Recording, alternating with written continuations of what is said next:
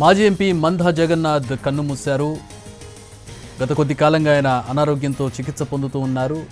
కొద్దిసేపు క్రితం ఆయన కన్నుమూసినట్టుగా బ్రేకింగ్ న్యూస్ మనకు తెలుస్తుంది. మనకి బ్రేకింగ్ న్యూస్ చూస్తున్నాం. గత కొన్ని రోజులుగా అనారోగ్యంతో ఆయన ఆసుపత్రిలో చికిత్స పొందుతూ ఉన్నారు.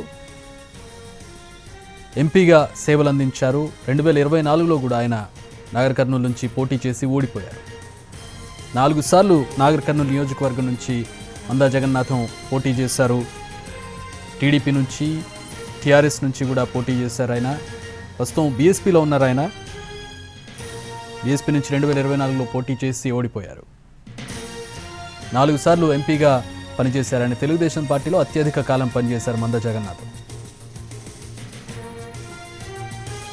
తెలంగాణ మూమెంట్లో, తెలంగాణ ఉద్యమం జరుగుతున్న సందర్భంలో టీఆర్ఎస్లో జాయిన్ అయ్యారు. ఆ తర్వాత కాలంలో గత కొద్ది కాలంగా బీఎస్పీలో జాయిన్ అయ్యారు. ఆయన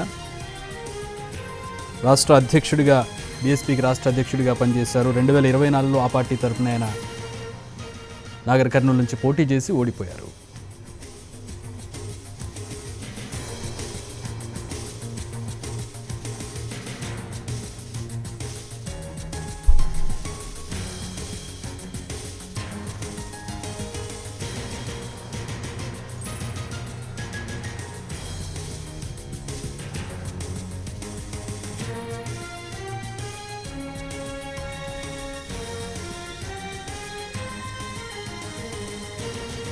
తెలుగుదేశంలో పనిచేశారు, అలాగే టీఆర్ఎస్లో పనిచేశారు, కాంగ్రెస్లో కూడా పనిచేశారు మందా జగన్నాథం.